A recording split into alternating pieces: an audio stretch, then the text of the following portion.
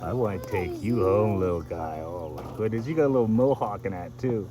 Oh, buddy, you're so soft. I'm telling you guys, if I had the money, I'd have a big old farm in that.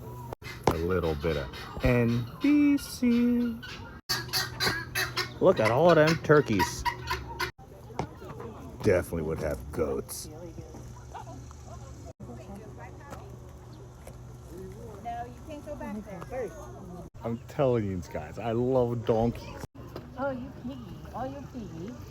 Hold your hand out over there like you're Hey, baby. Here, I get you. Hey, buddy. I get you.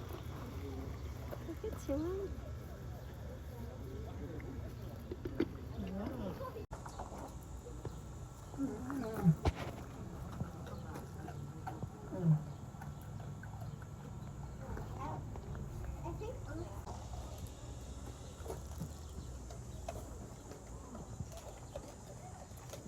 These guys should know they even got monkeys. And these ain't just a regular kind of monkeys in that, dude. They howl. Just not right now, apparently. And now the whole reason we came. So Becky could see the Highland Cars. I want to take you all home.